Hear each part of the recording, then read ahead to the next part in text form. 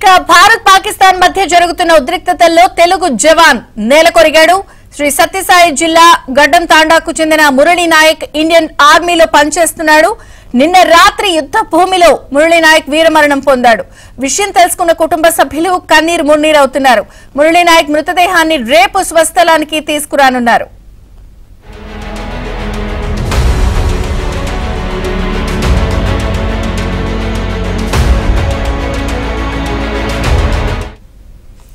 జమ్మూ కాశ్మీర్ లో తెలుగు జవాన్ వీరమరణం పొందాడు. మురళీ నాయక్ యుద్ధ భూమిలో మురళీ నాయక్ వీరమరణం పొందిన నేపథ్యంలో రేపు ఆయన్ని స్వస్థలానికి తీసుకురాబోతున్నారు. పార్థివ దేహాన్ని అప్డేట్స్ సురేష్ అందిస్తారు. సురేష్, జమ్మూ కాశ్మీర్ లో తెలుగు జవాన్ మురళీ నాయక్ వీరమరణం పొందారు. ఇండియా పాకిస్తాన్ మధ్య జరుగుతున్న యుద్ధంలో మురళీ నాయక్ మృతి చెందినట్లు కూడా కుటుంబ సభ్యులకు ఇప్పటికే సమాచారం అందించారు. మురళీ నాయక్ స్వస్థలం సత్సాయి జిల్లా కల్లితాండా గ్రామానికి చెందిన వ్యక్తిగా చెప్తున్నారు.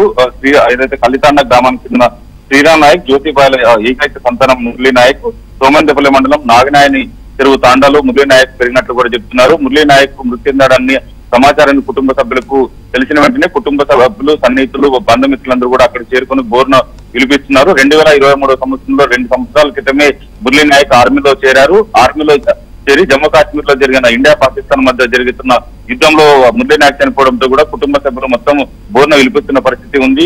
2 సంవత్సరాల క్రితమే ఆర్మీలో చేరి తన ప్రాణాలను దేశం కోసం ప్రాణాలు అర్పించారంటూ కూడా కుటుంబ సభ్యులు కన్నీరు మున్నరవుతున్న పరిస్థితి ఉంది.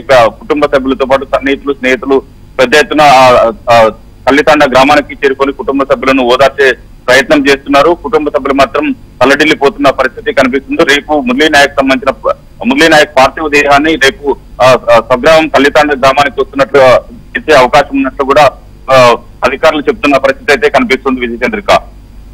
థాంక్యూ సురేష్.